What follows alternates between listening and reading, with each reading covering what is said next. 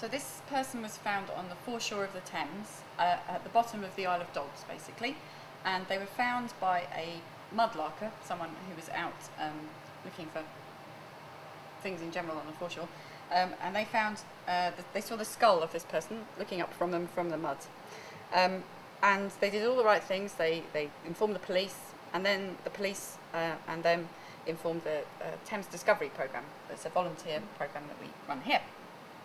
And because you can't just tell how old someone's remains are from looking at them, particularly when they've come out of the river, where more recent remains can look very darkly stained and look like they're older, and older remains can be very well preserved, they were radiocarbon dated, and that's why this little piece of their skull is missing just from here. And that date came back and said that they were died somewhere between 1750 and 1850. And we don't really know why they were buried where they were, because there's no evidence on any maps that there was anything around them at the time.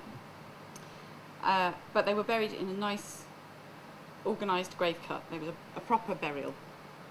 And we can tell how old they were when they died by looking at the fact that the ends of their long bones haven't fused, like this piece just here. This is called an epiphyses, and it hasn't fused onto the rest of the bone. And also looking at the teeth. There's nothing on their skeleton that tells us what they might have died from, but that's not necessarily surprising. What we can say is that they had a rotten tooth. You can see there's a hole in their tooth just there. And also they've got ridges in the enamel of their teeth that tell us that they've been through a stressful period as a child. I can't tell if it's a male or a female, because the characteristics that we would look at in the pelvis, for example, haven't formed at this age. They're not clear enough, they're not distinct enough to be completely sure. So we can't say what sex this person was.